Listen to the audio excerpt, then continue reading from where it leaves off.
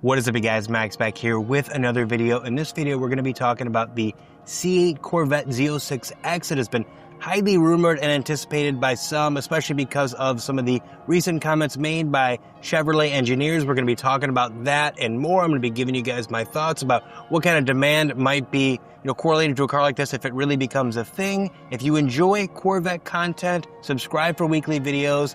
Without further ado, let's get into it. If you take a step back and look at the first 7 years of production in the C8 Corvette lineup, enthusiasts have had a lot to be excited about. Different variants, new options, rumored specs. It's been a rather exciting generation that has kept consumers guessing as to what GM's next move was going to be.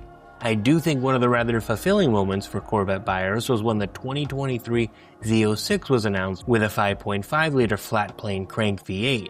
The LT6, a hand-built 5.5-liter naturally aspirated engine producing 670 horsepower. The power it produced was beyond impressive, but the sound of the car was the best part. Now, with the ZR1X being a thing, the E-Ray going away, and the Grand Sport X recently being announced, which by the way will have 721 horsepower and combine the new 6.7-liter naturally aspirated LS6 V8 that will sit in the 2027 base models with electric motors. Check out my video on that if you have not. But many of us are questioning now if the Z06 is going to get similar love. Recently, Brink of Speed made a video where he brought to light a clip of GM Engineers discussing the potential of GM actually producing a Z06X, and we are going to discuss that today and what was said, and I will give you my thoughts. The podcast, which will be linked below, features Corvette Vehicle Chief Engineer Josh Holder and Corvette Product Manager Austin Fisher at the NCM Bash. When asked if any consideration of the Z06X had been made, Austin Fisher said, right after the Grand Sport X was announced, just all the comments online, they should do a Z06X, it's a dumb idea, so just sitting back, just kind of watching that dialogue has been pretty entertaining. He then describes the difference in personalities between the ZR1 and the ZR1X, and that they deployed the same strategy on the Grand Sport and Grand Sport X. He concludes his answer by saying, yeah, so I guess let us know what the people out there think and if this car would be a good idea. Josh then says, I was a little surprised to be honest with the interest level. It's encouraging and we come to events like this to get ideas to kind of gauge interest in future models. Well, a lot was said there and clearly it is a very optimistic response. Had you have been someone clamoring for an electric variant of the Z06, you're probably quite pleased after hearing this. I will say I am not one who is particularly excited for the Z06X, and quite frankly when talking to other Corvette enthusiasts, they are not fans of the hybrid take on the Corvette and would much prefer a fully gas-powered car.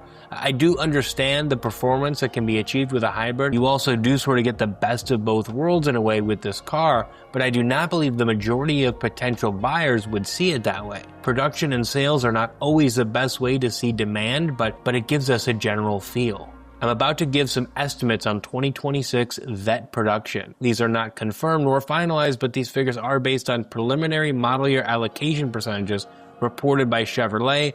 Courtesy of CorvetteBlogger.com, we have approximately 25,000 units produced, 62% of them being the Stingray, 5% being the E-Ray, the Z06 accounted for 26%, and then the ZR1 and ZR1X accounted for 7% of models produced. I feel like if electric or hybrid variants of the Vette were in such demand, I do believe the E-Ray would have been much more popular as compared to the Z06, not to mention it's a little cheaper. My opinion is that people just like to get excited about new concepts or ideas, but would they actually put their money where their mouth is and choose this as their Corvette to buy?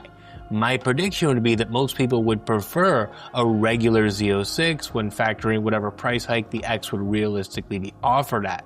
That's just my opinion, but I do not think the kind of buzz we're seeing online would actually reflect in sales.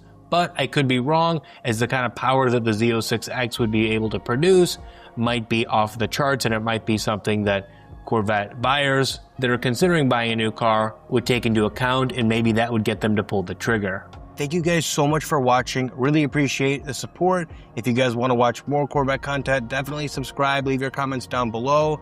Let me know what you guys think, and I'll see you guys in the next one. Peace.